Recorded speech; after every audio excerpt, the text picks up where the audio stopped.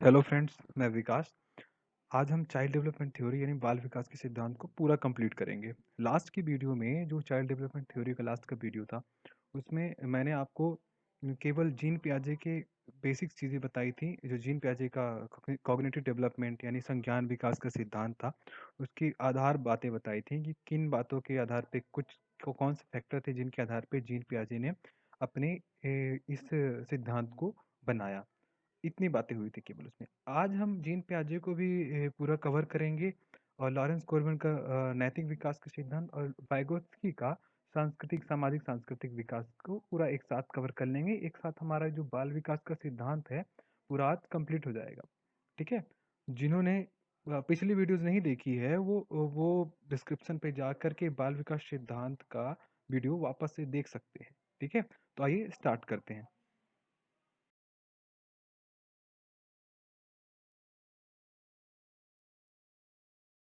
तो सबसे पहले ये जान लेते हैं कि बाल विकास के सिद्धांत होता क्या है।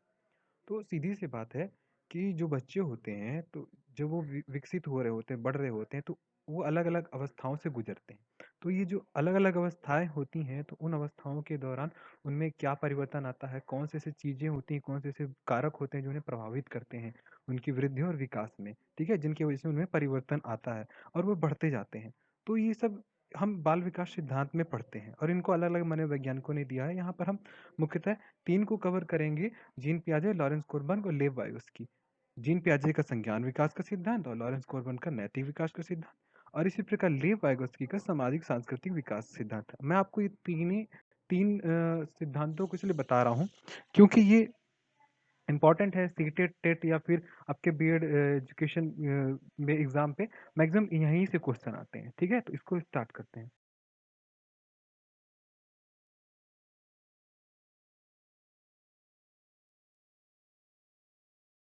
तो सबसे पहले देखते हैं जीन पियाजे का संज्ञान विकास का सिद्धांत, जिसको कॉग्निटिव डेवलपमेंट थ्योरी भी बोला जाता है। ठीक है, इंग्लिश में बोलते हैं। तो सबसे पहले ये बात करते हैं कि संज्ञान होता क्या है, कॉग्निशन होता क्या है।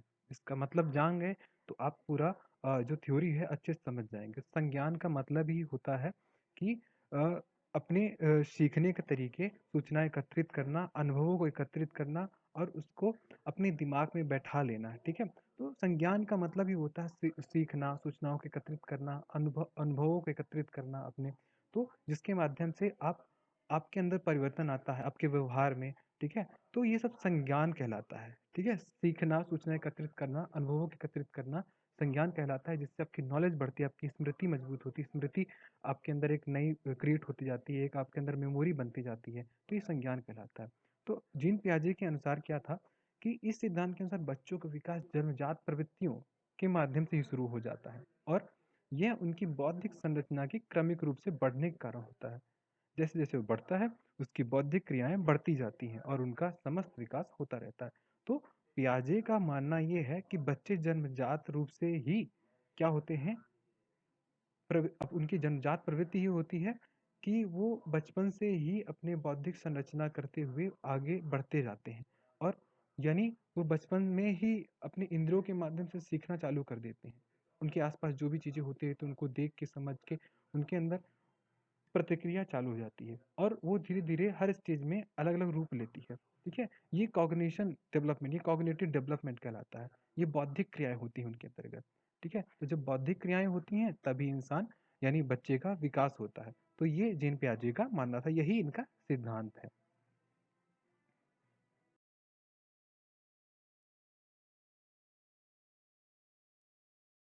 तो यहाँ पर हम देख लेते हैं कि संज्ञान विकास सिद्धांत के आधार बातें क्या होती हैं। वैसे ये पिछली वीडियो में मैंने आपको बताया था, लेकिन फिर भी यहाँ पर देखते हैं कि जीन पियाजे ने किन के आधार पे अपने सिद्धांत को बताया। तो ये थी इमिटेशन यानी अनुकरण, आत्मसातीकरण, एसिमिलेशन, समायोजन, एडजस्टमेंट और स्मृति मेमोरी। मतलब बच्चे इन चार फैक्टर्स के माध्यम से ही उनका डेवलपमेंट स्टार्ट होता है। इन्हीं के माध्यम से ही जीन पियाजे ने अपने विकास सिद्धांत को, संज्ञान विकास सिद्धांत को बताया, इन्हें आधार बनाया उन्हें। मतलब बच्चे अनुकरण के माध्यम से सीखते हैं, देखकर अपने आसपास क्या चीजें हो रही हैं, पेरेंट्स को देखकर उन्हीं की तरह व्यवहार करना। आत्मसातीकरण, फिर वो अपने पुराने ज्ञान के साथ नए ज्ञान को, जो नया अनुभव सीखते हैं, नया उनके पास नॉलेज आ जाता है, उसमें क्या करना, उसको जोड़ देना, इसको बोलते हैं आत्मसातीकरण।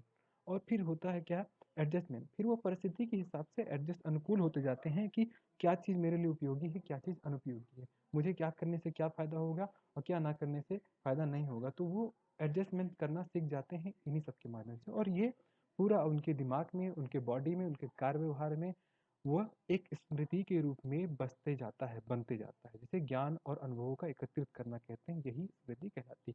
तो ये 4 बातें होती हैं, इमिटेशन, असिमिलेशन, एडजस्टमेंट और मेमोरी, जो कि संज्ञान विकास सिद्धांत का आधार होती हैं। इन्हीं के आधार पे जीन पियाजे ने अपने संज्ञान विकास सिद्धांत या कॉग्निटिव डेवलपमेंट को अच्छी तरीके से बताया अलग-अलग स्टेजेस में। तो उसको आगे देखते हैं हम।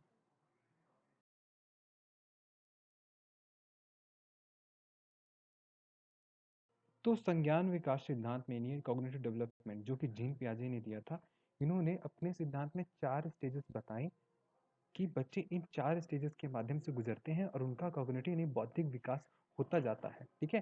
पहला क्या है? इंद्रिय जनित गामक संवेदी प्रेरक अवस्था, यानी जिसको सेंसरी मोटर स्टेज बोलते हैं।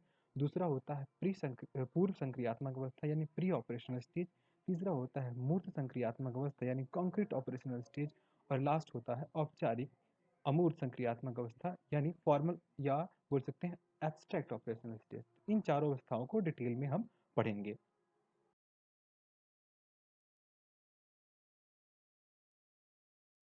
तो कॉग्निटिव डेवलपमेंट ये संज्ञान विकास की सबसे पहली अवस्था होती है, जीन पियाजे के माध्यम से बताया गया कि इंद्रिय जनित गामक या संवेदी प्रेरक अवस्था यानी सेंसरी मोटर स्टेज कहलाता है ये। तो इस अवस्था में ये बताया गया कि ये जन्म से 2 वर्ष तक होती है। मतलब जो 2 वर्ष तक के बच्चे होते हैं, ये अवस्था उनमें देखी जाती है। मतलब इसमें यह अनुकरण से स्मृति की अवस्था होती है, और मतलब इसमें बच्चे देख कर सीखते हैं और अपनी स्मृति बनाते हैं। और तीसरी बात क्या है, समस्त क्रियाएँ इंद्रियों के अनुभव के माध्यम से होती हैं। मतलब जो इंद्रियाँ होती हैं हमारी, बच्चे इंद्रियों के माध्यम से ही सीखते हैं और अपने कार्य व्यवहार में परिवर्तन धीरे-धीरे लाते हैं। है ना? आँख, कान, नाक, मुँह, त्वचा, जीभ, इनके माध्यम से खिलौनों को खाना, पकड़ना, चूसना, ये सब चीज़ें, ये सब उनको सीखने का एक तरीका होता है। वो सीखते जाते हैं इनके माध्यम से। इस अवस्था में बच्चे आँख, नाक और कान से अनुभव कर प्रतिक्रिया करते हैं, ठीक है?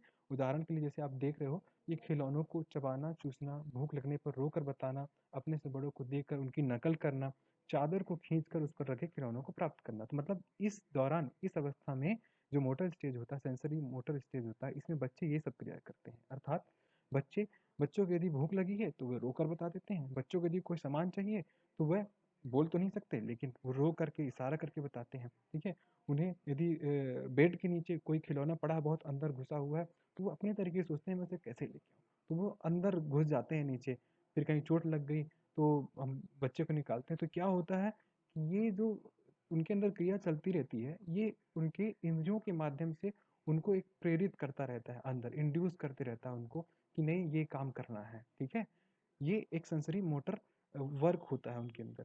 तो बच्चे उस तरीके से काम करते हैं, खिलौनों को तोड़ना, चबाना, चूसना। अब अक्सर आप देखोगे बच्चों को यदि खिलौना दे दिया है तो 4 दिन भी नहीं चलते, टूट जाते हैं। तो कारण यही होता है कि वह उनकी सीखने की प्रतिक्रिया चलती रहती है कि तोड़ने के बाद कैसा हो जाता है, चबाऊँगा तो कैसा हो जाता है, या फिर उनके अंदर ये सब क्रिया क्या रहती है, उनको एक नए कार्य की ओर ले जाती है, उनको नया सीखने को मिल जाता है, नया अनुभव मिलता है कि अच्छा, खिलौना तोड़ने के बाद ऐसा हो जाता है, रोने के बाद मुझे खाना मिल जाता है, ठीक है?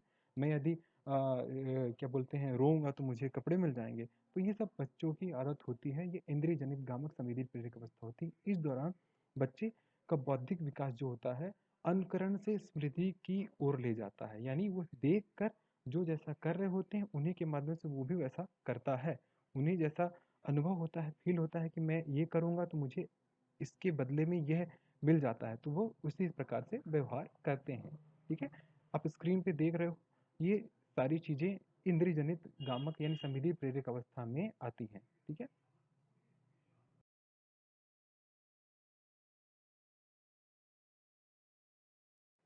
संज्ञान विकास की दूसरी अवस्था होती है पूर्व संक्रियात्मक अवस्था या प्री ऑपरेशनल स्टेज। इस ये अवस्था 2 से 7 वर्ष तक के बच्चों में देखी जाती है।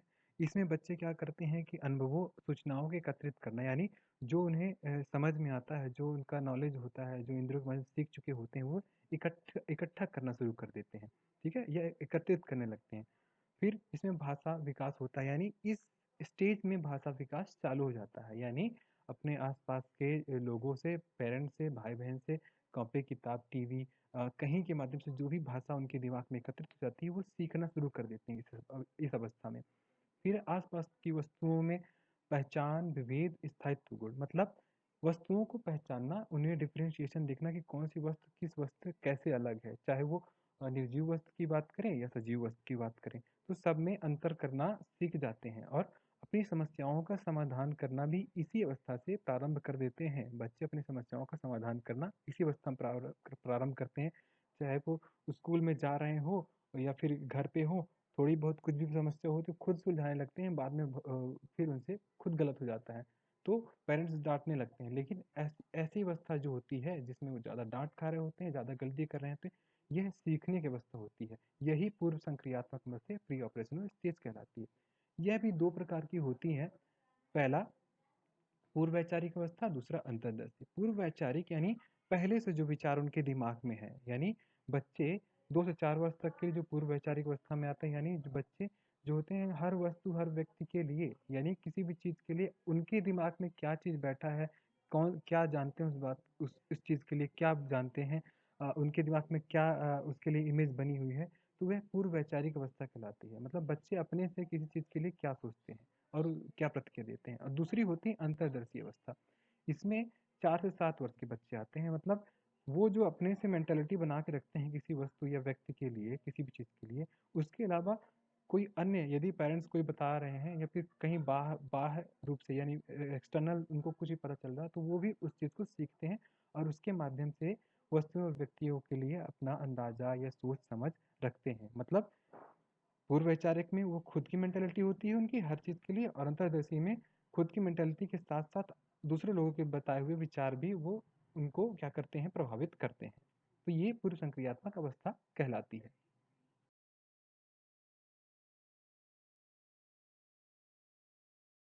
संज्ञान विकास की तीसरी अवस्था होती है मूर्त संक्रियात्मक अवस्था, यानी कॉन्क्रीट ऑपरेशनल स्टेज। लास्ट की जो वीडियो थी बुद्धि वाली, उसमें मैंने आपको बताया था कि मूर्त यानी कॉन्क्रीट का मतलब क्या होता है। मतलब जो चीज़ आपके दिमाग में फिक्स हो गई है, जिसको आप जानते हो पहले से, जिसे किसी कार्य को करने के लिए आपको अलग से कोई सीखने की ज़रूरत नहीं है, कहीं से ज्ञान प्राप्त करने की ज़रूरत नहीं है। आप उसको पहले से जानते हो, फिक्स है आपके दिमाग में, आप जान चुके हो, कॉन्क्रीट है, जम चुका है, उसको बोलते हैं मूर्त। ठीक है? तो वही यही वर्ड यहाँ पे भी आया है, मूर्त संक्रियात्मक अवस्था में। मतलब इस अवस्था में बच्चे के दिमाग में सब चीज़ें क्या होती जाती हैं, फिक्स होती जाती है, कॉन्क्रीट एक जगह स्थिर हो चुकी होती हैं, इसीलिए इसको बोला जाता है कॉन्क्रीट ऑपरेशनल स्टेज। ये कब से कब होता है? 7 से 11 वर्ष तक के बच्चों के साथ ये स्टेज देखी जा सकती है। बच्चों को की जो सोचने और तर्क करने की क्षमता होती है पहले से अधिक हो जाती है, क्योंकि वो हर चीज़ें जो भी सीख चुके होते हैं, अनुभव हो जो होता है एकत्रित कर चुके होते हैं, बस उनका यूज़ करना स्टार्ट कर देते हैं। इसीलिए क्षमता जो होती है, जो उनकी कैपेसिटी होती है पहले से सीखने और तर्क करने की, हर बात में क्वेश्चन करने का, आप देखे होंगे इस समय पे बच्चे ज़्यादा से ज़्यादा क्वेश्चन करना और प्रारंभ कर देते हैं। उनके अंदर और ज़्यादा से ज़्यादा दिमाग में बातें आने लगती हैं, ये क्यों होता है, कैसे होता है? तो ये क्या होता है, उनके अंदर तर्क की भावना, तर्क की क्षमता ज़्यादा हो जाती है। इस वजह से मूर्ख संक्रियात्मक अवस्था में ये दिखाई देता है। भाषा का विकास पूरा हो चुका होता है, मतलब बच्चे क्या होते हैं कि वह भाषा को कंप्लीट रूप से जान चुके होते हैं, है ना? कि उनकी घर पे कैसी भाषा बोली जाती है, स्कूल जाते हैं तो वहाँ पे कैसी भाषा यूज़ करना है हमको, हम टीवी देख रहे होते हैं तो वहाँ पे कौन-सी भाषा का संचार होता है। तो वह भाषाओं में अंतर करना और भाषा को पूर्ण रूप से सीखना, बोलना, ये सब चीज़ें वो कंप्लीट कर चुके होते हैं इस अवस्था में। समायोजन के लिए कई नियमों को जानना, मतलब यानी एडजस्टमेंट करने के लिए, मतलब कि वो कई नियम को जान जाते हैं, अर्थात वो जान जाते हैं कि मुझे किस काम से क्या चीज़ मिलेगा, कौन से काम करने से मुझे अवार्ड मिलेगा, कौन से काम करने से मुझे पनिशमेंट मिलेगी। इसलिए हर चीज़ के साथ, हर कार्य के साथ वो क्या करते हैं, एडजस्ट करना सीख जाते हैं। वस्तु पहचानने और विविधीकरण की क्षमता, जो क्षमता होती है वह पूर्ण हो चुकी होती है, यानी वस्तु पहचानना और विभेद करना वस्तुओं में वो कंप्लीट रूप से सीख चुके होते हैं, है ना? कि कौन सी वस्तु दूसरी वस्तु से कैसे अलग है, पुरुष महिला से कैसे अलग है, ठीक है? कपड़े, कार्य व्यवहार, शरीर की बनावट, ये सब चीज़ें, और वस्तुएं भी उनके कार्य, जो भी उनके काम होते हैं जिन वस्तुओं के, और उनके बनावटों के अनुसार वो उनमें अंतर करना सीख चुके होते हैं। मापन विधियों का ज्ञान, यानी गणित, मेजरमेंट, ये सब चीज़ें उनके दिमाग में बौद्धिक रूप से क्या होता है, फिक्स हो जाता है कि मापन की कई अलग-अलग पद्धतियाँ होती हैं। 2 गुणे 2 4 होता है, क्यों होता है, ये सब चीज़ें इस अवस्था में वो कंप्लीट रूप से सीख चुके होते हैं, ठीक है? या फिर बोल सकते हैं कि इस अवस्था में वो अपने आप को बना लेते हैं इन मापन पद्धतियों को गणित के सवाल हल करने के लिए, यानी उनकी तर्क जो होती है, तार्किक क्षमता जो होती है, वो विकसित हो चुकी होती है। ये थी तीसरी अवस्था। अब देखते हैं चौथी अवस्था।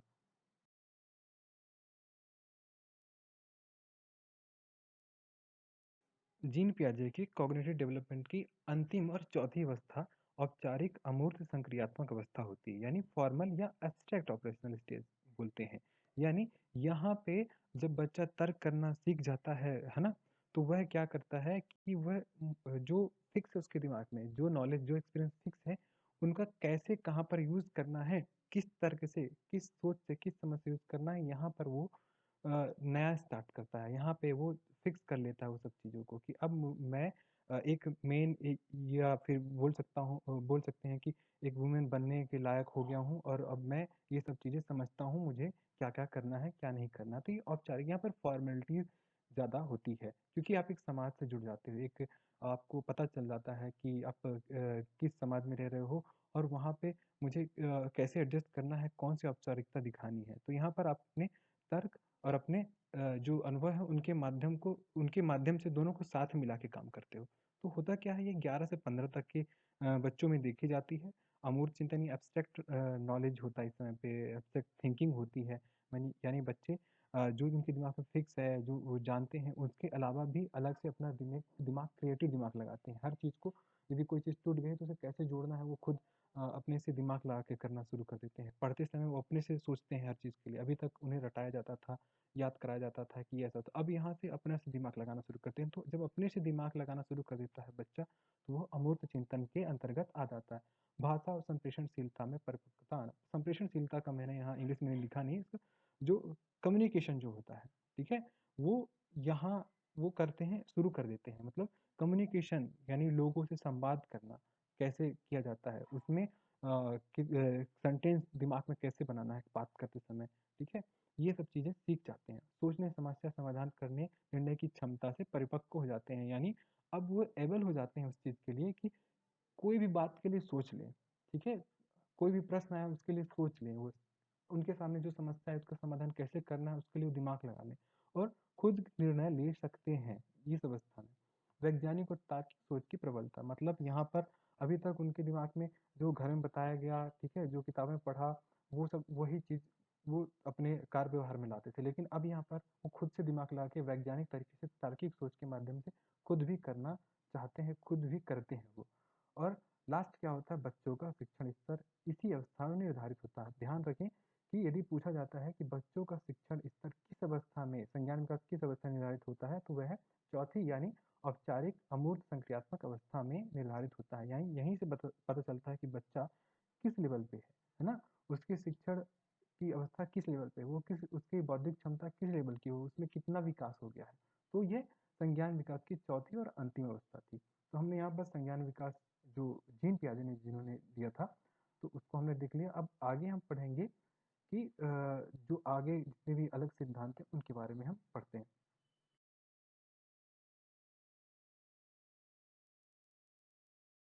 अब हम यहाँ पर दूसरा सिद्धांत देखते हैं जो बाल विकास का सिद्धांत है, जिनको जिसको जो एक मनोवैज्ञानिक थे लॉरेंस कोहनबर्ग ने दिया था और इन्होंने अपने सिद्धांत का नाम दिया था नैतिक विकास का सिद्धांत, यानी मोरल डेवलपमेंट थ्योरी बोला जाता है इसको।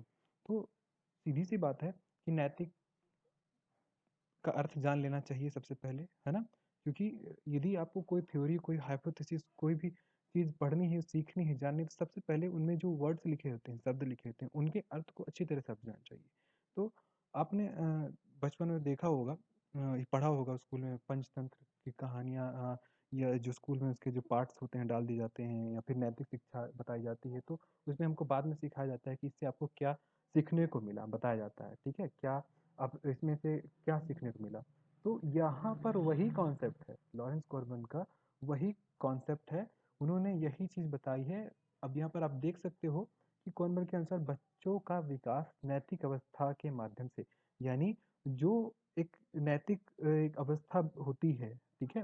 मतलब कि उस समय पे उनके साथ क्या घटना हो रही है, क्या चल रहा है, के माध्यम से जहाँ पर बच्चों की नैतिक दुविधा का मतलब होता है कि मोरल डाउट, कन्फ्यूजन, उनमें सोचने की तर्क करने की क्षमता होती है कि मैं अब यहाँ पर क्या करूँ? मेरे लिए क्या सही है, मेरे लिए क्या गलत है? ऐसा नैतिक तर्क ना, मतलब वो लॉजिक लगाते हैं कि मैं क्या करूँ, क्या ना करूँ?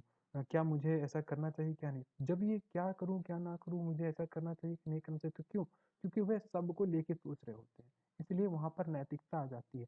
तो नैतिक तर्कना और नैतिक दुविधा यानी मोरल डाउट और ये जो मोरल लॉजिक जो होता है, वो एक विशेष भूमिका अदा करता है। तो यह सिद्धांत क्या होता है? नैतिक न्याय पर आधारित होता है। यानी जो मोरल जस्टिस होता है, उस पे आधारित होता है। मतलब सीधी-सी बात है, लॉरेंस कोलबर्ग ये मानते थे कि बच्चों का विकास तभी संभव होता है जब वो नैतिक अवस्थाओं से गुजरते हैं, है ना? यानी उनके अंदर नैतिक दुविधा को झेलने यानी जो मोरल डाउट्स होते हैं, मोरल लॉजिक्स होते हैं, उनको समझने की शक्ति होती है, तभी वो विकसित हो सकते हैं, ठीक है? वो न्याय कर पाते हैं नैतिक चीज़ों पे, मोरल चीज़ों पे, तभी वो विकसित होते हैं। इनका ये मानना था।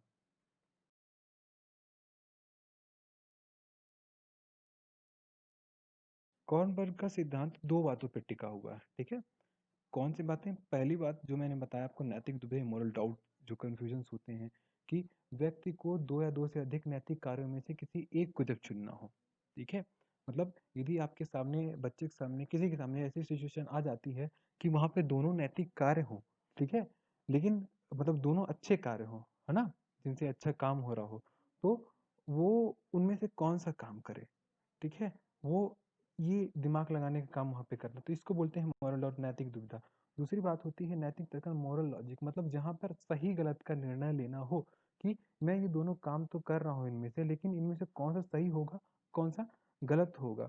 जैसे एग्जाम्पल के लिए यदि कोई बच्चा गरीब है, भूखा है और वो जा कर के कहीं से ब्रेड चुरा लेता है किसी दुकान से, तो वो जब चोरी करने से पहले सोचता है कि, यदि सोचता है कि मैं यदि चुरा लूँगा तो ये गलत है, या फिर मुझे अपना भी पेट भरना है और मेरा एक भाई भी है छोटा, उसका भी पेट भरना है। तो ये जो 2 चीज़ें आ गई कि चुराऊँ या पेट भरूँ, ठीक है? तो ये नैतिक दुविधा कहलाती है, मोरल डाउट होता है। 2 में से मतलब 2 नैतिक चीज़ें देखनी कि चोरी करूँगा तो क्या होगा, मेरे ऊपर चोरी का एक आरोप लग जाएगा, मैं चोर कहलाऊँगा।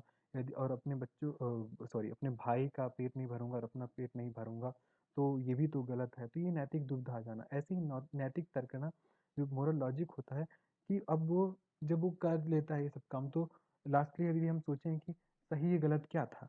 तो यदि ये कहानी मैंने किसी को सुनाई, तो आप बताइए कि सही गलत क्या है इनमें से? उसका पेट भरना सही था या चोरी करना सही था? उसको चोरी करना गलत था या पेट भरना गलत था? तो ये जो बातें होती हैं नैतिक दुविधा, नैतिक तर्कना में आती हैं।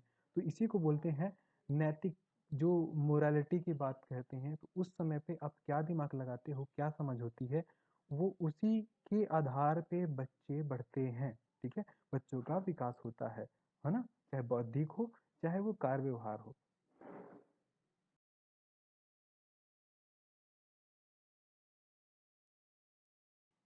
तो इस प्रकार कॉर्नबर्ग ने नैतिक विकास सिद्धांत की 3 अवस्थाएँ बताई, जिनमें पहला था पूर्व परंपरागत नैतिक अवस्था, यानी प्री ट्रेडिशनल मोरल स्टेज बोलते हैं, या बोल सकते हैं दूसरा परंपरागत नैतिक स्तर यानी ट्रेडिशनल मोरल स्टेज होता है, और लास्ट होता है उत्तर परंपरागत यानी पोस्ट ट्रेडिशनल मोरल स्टेज। तो ये 3 अवस्थाओं के माध्यम से नैतिक विकास बच्चों का कैसे हुआ और नैतिक विकास के माध्यम से बच्चों का विकास कैसा होता है, यह कॉर्नबर्ग ने इन 3 अवस्थाओं के माध्यम से बताया।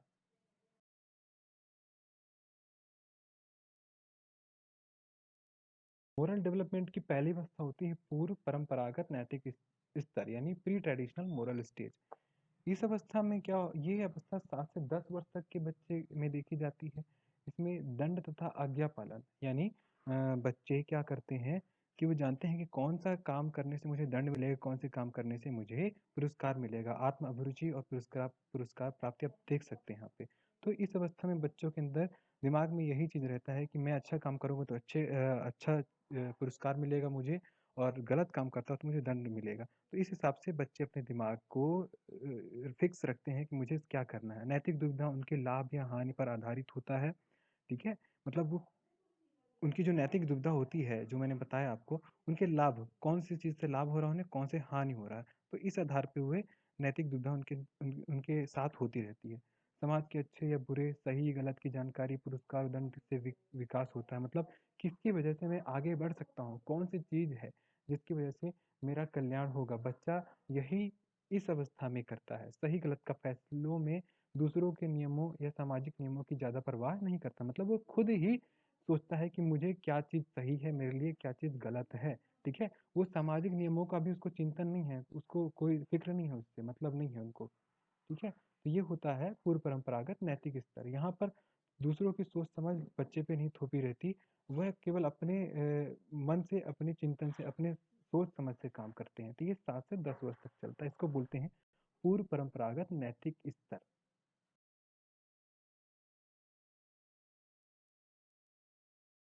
नैतिक विकास की दूसरी अवस्था होती है परंपरागत, ठीक है? ट्रेडिशनल, ठीक है? वहाँ पे ट्रेडिशनल नहीं था, यहाँ पे ट्रेडिशनल मतलब यहाँ पे जो चला आ रहा है, ठीक है? जो पेरेंट्स या दादा परदादा जो भी उनके बोल सकते हैं, है ना? तो वो जो उनको बच्चों को सिखा रहे थे, जो बता रहे थे, स्कूल में जो बताया गया, वो ये चीज़ें अब यहाँ इनको मिलती जाती हैं। उनको ये भी करना पड़ता है, जो परंपरा चली आ रही होती है, चाहे शिक्षा से रिलेटेड हो, चाहे उनके खेल से रिलेटेड हो या फिर परिवार से संबंधित हो। तो ये 10 से 13 वर्ष तक की अवस्थाओं के बच्चों में देखा जाता है। दूसरे के मानकों नियमों को अपनाते हैं, जो मैं बता चुका कि दूसरे को नियमों को अपनाना सीख जाते हैं यहाँ पे, है ना? उनके साथ भी चलना शुरू कर देते हैं। अभी तक अपनी मनमानी कर रहे होते हैं, अब नहीं, अब भाई सबको लेके चलना है, ऐसा काम शुरू करना मतलब शुरू कर देते हैं। सही गलत के फैसलों में दूसरे के नियमों और सामाजिक नियमों का भी चिंतन करते हैं। पहले नहीं करते थे, पिछली की अवस्था में नहीं करते थे। इस अवस्था में बच्चे क्या करते हैं कि वो सोचते हैं कि सही गलत तो ठीक है, लेकिन उसके अलावा मेरी फैमिली पे क्या प्रभाव पड़ेगा, मेरे पढ़ाई पे क्या प्रभाव पड़ेगा, लोग क्या सोचेंगे, लोगों का सोचना ये दिमाग में आ जाता है उनका। यह मानना कि जिस कार्य से किसी की मदद हो वो सही होता है। मतलब कि इस अवस्था में ये मानने लगते हैं कि दूसरों को हेल्प करना, दूसरे की सहायता करना क्या होता है, सही होता है, ठीक है? अधिकार संशय तथा नियमों के प्रति जागरूकता, मतलब जो नियम होते हैं, चाहे ट्रैफिक रूल्स हो या फिर आप स्कूल वगैरह में जाते हो तो वहाँ पे जो रूल्स हैं, तो उनके लिए अब क्या होते हैं, अवेयर हो जाते हैं, अब उनको अच्छी तरह से पालन करते हैं, पहले ऐसा नहीं करते थे। लास्ट होता है अच्छा और बुरा, दूसरों से सम्मान की इच्छा तथा दूसरों का सम्मान करना। यहाँ पर जो इस स्टेज में मोस्ट इंपॉर्टेंट है कि परंपरागत नैतिक स्तर में 10 से 13 वर्ष तक की आयु के बच्चे जो होते हैं, हमेशा रिस्पेक्ट चाहते हैं, ठीक है? और दूसरों को रिस्पेक्ट करते हैं। वो यही उनका ईगो हर्ट हर्ट तभी होता है जब उनको, यदि उनको वो रिस्पेक्ट नहीं मिलता है, जो रिस्पेक्ट वो अपने से बड़ों, अपने से सीनियर्स को दे रहे होते हैं, तो उनका ईगो हर्ट जाता है। तो आप अभी देखे होंगे अपने आसपास पड़ोस में, अपने घर में देखे होंगे कि बच्चे बहुत जल्दी इस समय में इस अवस्था में नाराज़ हो जाते हैं, गुस्सा आ जाते हैं, क्योंकि उनके ईगो हर्ट हो जाता है। क्यों? क्योंकि उनको वही रिस्पेक्ट नहीं मिलता है। यदि उनको आप डाँट दिए, कोई क्वेश्चन पूछने आया कोई बच्चा, अब बोले अभी जाओ बाद में बता दे, तो क्या होता है उस समय आप उनको संतुष्ट नहीं करते, तो वो क्या होता है, उसकी रिस्पेक्ट को ठेस पहुँचती है, उसके सम्मान को ठेस पहुँचती है। तो मतलब क्या है कि परंपरागत नैतिक स्तर पे बच्चा क्या होता है, जो बच्चे होते हैं वे सम्मान चाहते भी हैं और सम्मान देते भी हैं, ठीक है? तो ये परंपरागत नैतिक स्तर की बातें होती हैं जो कि 10 से 13 वर्ष तक की आयु के बच्चों के लिए होती हैं।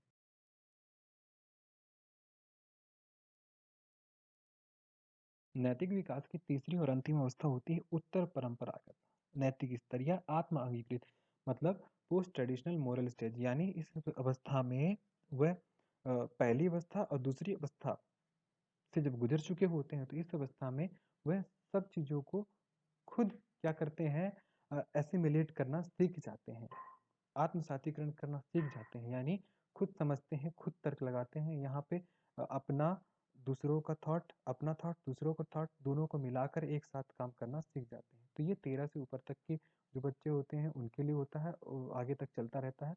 बाह्य सामाजिक इच्छाओं की पूर्ति, यानी अपना तो भला हो ही, लेकिन दूसरों की भी भला हो, और साथ ही वो उनकी जो इच्छाएँ होती हैं उनकी पूर्ति करना शुरू कर देते हैं। उनके जो सपने होते हैं पढ़ने लिखने या फिर आगे बढ़ने के, खेलना कैसे क्या करना है, तो ये सब चीज़ें यहाँ स्टार्ट कर देते हैं, वो कर चुके होते हैं या करना चालू कर देते हैं। तो राष्ट्र प्रेम, परिवार, समाज की चिंता करना चालू कर देते हैं, समस्त सामाजिक नियमों का पालन करना यहाँ से सीख चुके होते हैं कि समाज के नियमों का पालन कैसे करना है, ठीक है? वो रिश्ते भी जानना शुरू कर देते हैं, कौन से रिश्ते से क्या होता है और किस रिश्ते से क्या फ़ायदा होता है। सामाजिक अनुबंध यानी वह जान जाते हैं कि समाज में किन-किन चीज़ों से कंस्ट्रक्ट हुआ है, कौन-कौन सी चीज़ों से समाज बना हुआ है, समाज में क्या ज़रूरी है, ठीक है? रिश्ते-नाते क्यों ज़रूरी है और दोस्त क्यों ज़रूरी है, तो इन सामाजिक अनुबंध सीख चुके होते हैं इस अवस्था में। सार्वभौमिक नैतिकता को अपनाना, मतलब यहाँ पे मॉरलिटी की पूरी बातें वे जान चुके होते हैं। यानी किस परिस्थिति में मुझे कौन-सी मॉरलिटी काम आएगी, यह जान चुके होते हैं। यह उत्तर परंपरागत होता है, 13 से ऊपर तक के जो स्टेजेस होती हैं, उनमें दिखाई देता है। यहाँ पे कंप्लीट रूप से वह कंप्लीट रूप से मोरल तरीके से डेवलप हो चुका होता है ना? नैतिकता उसमें आ जाती है, भर जाती है। वह एक एकत्रित कर लेता है अपनी नैतिकता की पूरी बातों को।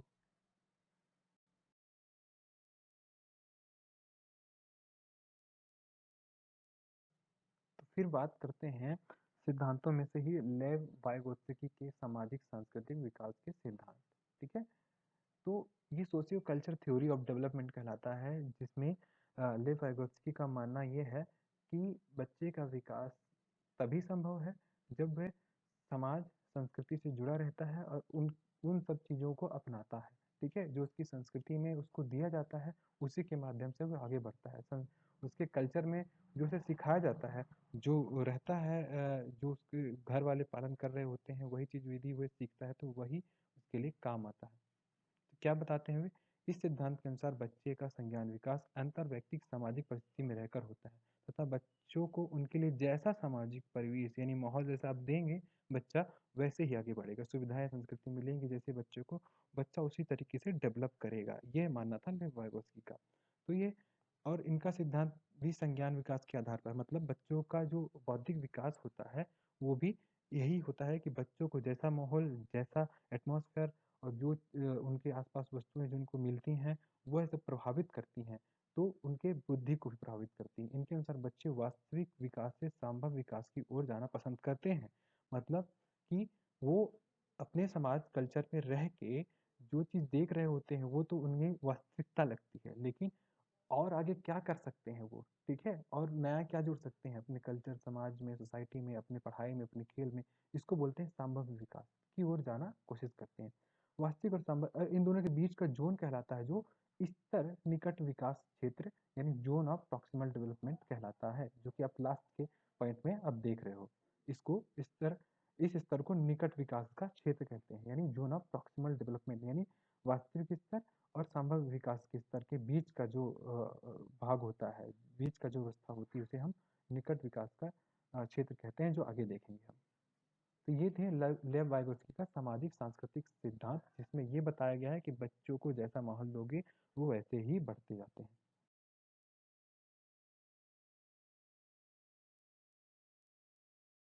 यहाँ पर सामाजिक सांस्कृतिक विकास सिद्धांत जो वाइगोत्स्की का है, तो यहाँ पर ज़्यादा कुछ नहीं है, केवल समझने की बातें हैं, कुछ पॉइंट्स हैं, उसे बस ध्यान रखना है और वही चीज़ें आपको लिखनी है। तो जैसे पहला पॉइंट क्या है, बालक के विकास में भाषा और चिंतन की महत्वपूर्ण भूमिका होती है, मतलब वाइगोत्स्की का मानना था कि बच्चे का विकास भाषा और चिंतन के माध्यम से ज़्यादा होता है, ठीक है?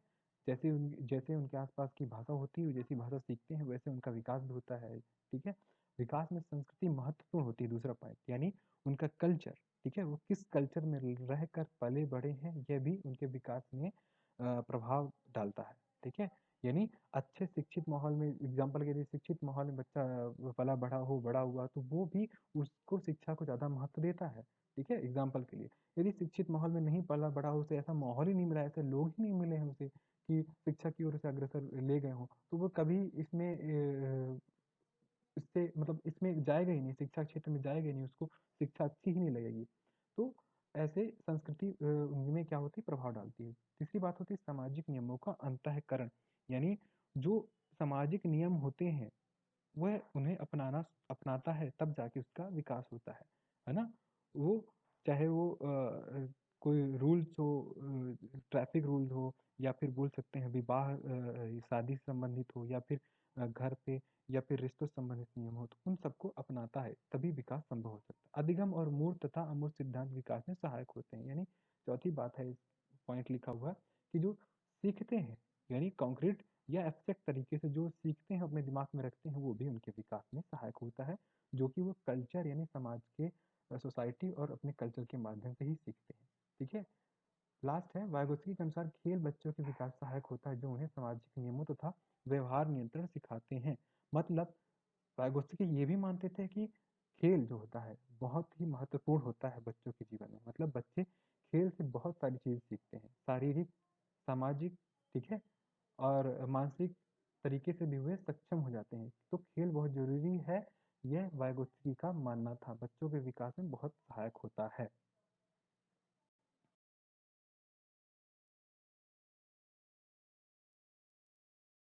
लेव वाइगोत्स्की के सिद्धांत में हमने थोड़ी सी एक जगह पढ़ा था, निकट विकास का क्षेत्र, जोन ऑफ प्रॉक्सिमल डेवलपमेंट। थोड़ा सा उसको देख लेते हैं लास्ट में कि होता क्या है, समझ लेते हैं। तो जोन ऑफ प्रॉक्सिमल डेवलपमेंट होता क्या है कि ये क्या लिखा हुआ है कि वाइगोत्स्की सिद्धांत का ही भाग है, जिसके आधार पर इन्होंने ये एक संप्रत्यय, संप्रत्यय का मतलब होता है टर्म, उन्होंने दिया, ठीक है, एक शब्द दिया कि जिसका मतलब होता है सहारा देना। ठीक है, स्कैफोल्डिंग कहते हैं इसको, स्कैफोल्डिंग कहते हैं।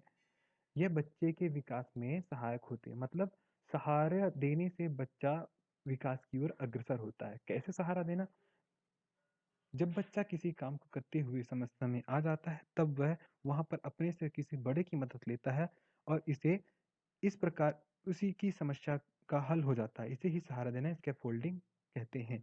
मतलब यदि कोई बच्चा पढ़ते समय या फिर कोई भी काम करते समय कहीं उलझ जाता है, कुछ ऐसा नहीं समझ में आता है या फिर उससे गड़बड़ हो जाती है, तो वह अपने से बड़ों, पेरेंट्स, भाई बहनों, किसी की हेल्प लेता है। तो यदि आप वहाँ पे मदद करते हो जाके, तो ये स्कैफोल्डिंग कहलाता है, यानी सहारा देना कहलाता है। इसी को ये कब आता है? ये जोन ऑफ प्रॉक्सिमल डेवलपमेंट का अवस्था में दिखाई देता है। ठीक है। तो जोन ऑफ प्रॉक्सिमल डेवलपमेंट का मीनिंग ही यही होता है, स्कैफोल्डिंग यानी सहारा देने वाली अवस्था। इस अवस्था में बच्चे अपने वास्तविक विकास स्तर से, यानी जो उनको दिखाई सुनाई डायरेक्ट रूप से, प्रत्यक्ष रूप से दिखाई देता है, उनके अलावा भी आगे बढ़ने की ओर अग्रसर रहते हैं। तब कब होता है? जब आप उन्हें सहारा देते हो। ठीक है, जब उन्हें आप हेल्प करते हो, आगे बढ़ाते हो। ठीक है, यदि कहीं गड़बड़ हो गया, वो सोच रहा होता है बच्चा, यदि कोई सवाल हल करने बैठा है और यदि वो करते करते कहीं गड़बड़ हो गया, और लेकिन उसकी इच्छा है कि मुझे इसको हल करना ही है और मेरे दोस्त ने किया था उससे तो बल्कि मुझसे नहीं बना, तो ये क्या संभव विकास की ओर जा रहा है। ठीक है, तब आप हेल्प करते हो, बच्चा हेल्प मांगता है, तो ये स्कैफोल्डिंग कहलाता है। यही जोन ऑफ प्रॉक्सिमल डेवलपमेंट का एक कॉन्सेप्ट है। तो ये था पूरा, एक साथ हमने पढ़ लिया पूरा चाइल्ड डेवलपमेंट थ्योरी, जो इम्पोर्टेंट थे, लेव वाइगोत्स्की, कॉर्नबर्ग और आपका जीन पियाजे। ये इम्पोर्टेंट है, इन्हें पढ़िए। और मैक्सिमम एग्जाम में सीटेट टेट सभी में, या फिर बोल सकते हैं आपके बीएड में, ये इन्हीं से मैक्सिमम पूछे जाते हैं। ठीक है।